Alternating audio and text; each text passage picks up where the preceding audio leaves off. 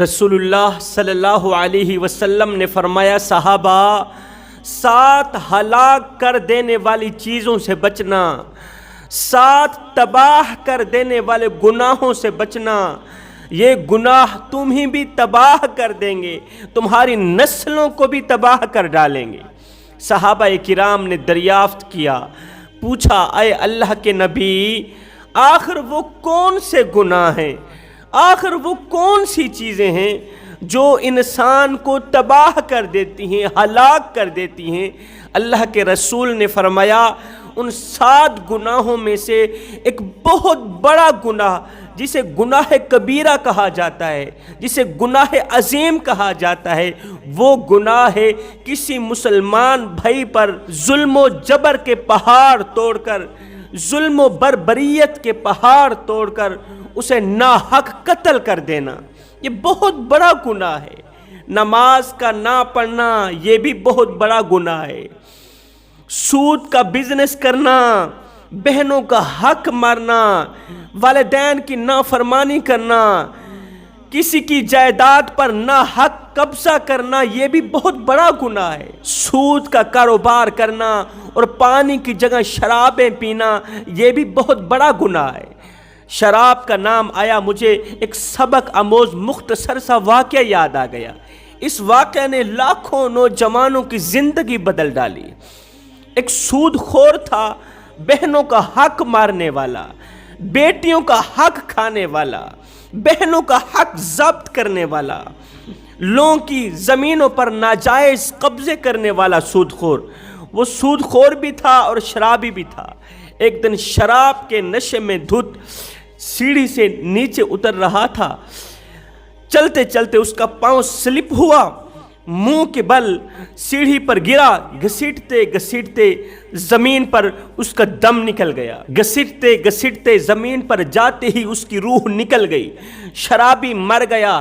بیٹا 4 دن تو بڑے سوگ میں لگا رہا، 4 دن تو آنکھوں سے خون کے آنسو بہاتا رہا۔ 5ویں رات بیٹے نے خواب کی دنیا میں اپنے مرے ہوئے شرابی باپ کو دیکھا، سود خور باپ کو دیکھا۔ پوچھا، بابا تیرا کیا حال ہے؟ بابا اللہ نے تیرے ساتھ کیسا سلوک کیا؟ ابا تیرا کیا حال ہے؟ باپ نے رو کر کہا، نہ پوچھ بیٹے، شراب کے نشے میں دھت سیڑھی سے نیچے اتر رہا تھا، چلتے چلتے پاؤں سلپ ہوا، گھسیٹتے گھسیٹتے بجائے زمین پہ گرنے کے سیدھا جہنم کی آگ میں جا گرا۔ بجائے زمین پہ گرنے کے سیدھا جہنم کی آگ میں جا گرا۔ شراب پینا بہت بڑا گناہ ہے، سود کھانا بہت بڑا گناہ ہے، نماز کا نہ پڑھنا بہت بڑا گناہ ہے۔ سنو، ان تمام گناہوں میں سے جو بہت بڑا گناہ ہے، جسے گناہ عظیم کہا گیا ہے، وہ ہے کسی مسلمان بھائی پر ظلم و جبر کے پہاڑ توڑ کر اسے ناحق قتل کر دینا۔ جوانوں یاد رہے، اگر تمہاری آنکھوں کے سامنے کسی مسلمان بھائی پر ظلم ہو رہا ہے، جبر ہو رہا ہے، تم دیکھنے کے باوجود بھی اگر خاموش بیٹھے ہو تو یہ اس بات کی علامت ہے کہ تم ظالم کا ساتھ دے رہے ہو، تم ظالم کا ساتھ دینا چاہتے ہو۔ آج فلسطین کے مسلمانوں پر ظلم و جبر و بربریت کے پہاڑ توڑے جا رہے ہیں، اور آج میری قوم کا نوجوان اپنے گھر میں بیٹھ کے سوشل میڈیا کے ذریعے تماشا دیکھ رہا ہے۔ مسلمان بھائی مر رہا ہے، وہ ظالم کے ہتھیں چڑھا ہوا ہے، اور میری قوم کا نوجوان گھر میں بیٹھا فیس بک پر دونوں پارٹیوں کے تماشے دیکھ رہا ہے۔ جوانوں، کیا تمہیں فلسطین کی بیٹیاں بھول گئیں؟ فلسطین کی مظلوم مائیں بھول گئیں؟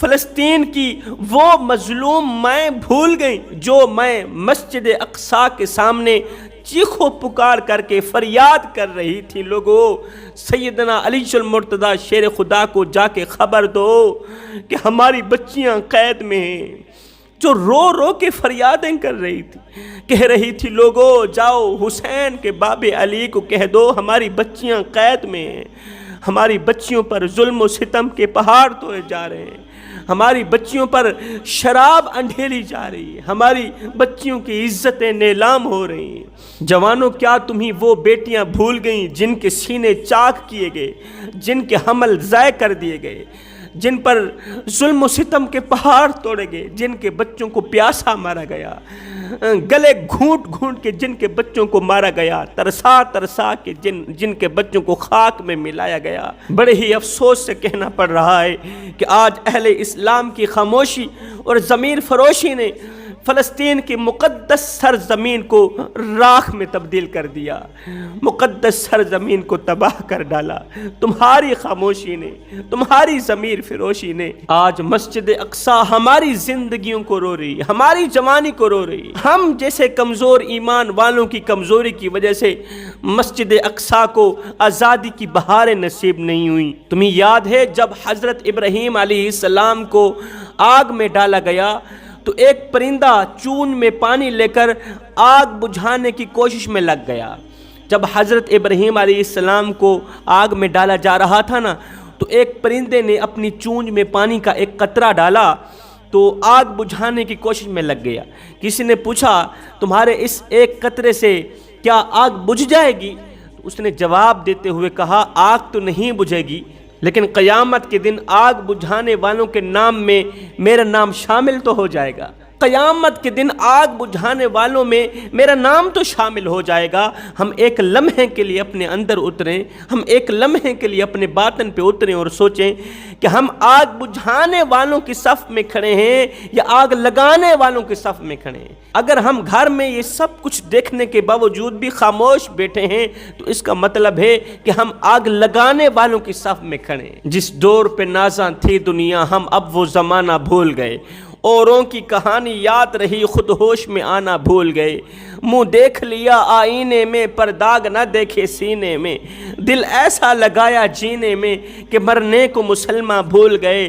تکبیر تو اب بھی ہوتی ہے، آذان تو اب بھی ہوتی ہے مسجد کی فضا میں، اے انور جس ضرب سے دل ہل جاتے تھے وہ ضرب لگانا بھول گئے۔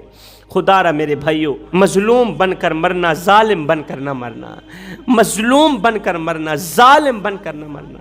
اگر ظالم بن کر مرو گے تو قیامت کے دن حجاج بن یوسف کے ساتھ اٹھائے جاؤ گے، قیامت کے دن یہودیوں کے ساتھ اٹھائے جاؤ گے، قیامت کے دن فرعون کی صف میں سے کھڑے کیے جاؤ گے، نمرود کی صف میں سے کھڑے کیے جاؤ گے، اور اگر مظلوم بن کر مرو گے تو قیامت کے دن مولا حسین کے ساتھ اٹھائے جاؤ گے، قیامت کے دن شہداء کے ساتھ اٹھائے جاؤ گے۔ فرمایا زندگی میں کبھی بھول کر کے بھی کسی پر ظلم نہ کرنا، کسی پر ظلم کرنا، ظلم و جبر و بربریت کے پہاڑ توڑنا یہ بہت بڑا گناہ ہے۔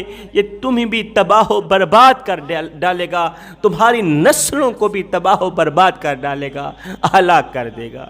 میں دعا کرتا ہوں مالک ہمیں صراط مستقیم پر چلنے کی توفیق عطا فرما، مظلوموں کا ساتھ دینے کی توفیق عطا فرما، اہل اسلام کی مدد فرما، اہل اسلام کی خیر فرما۔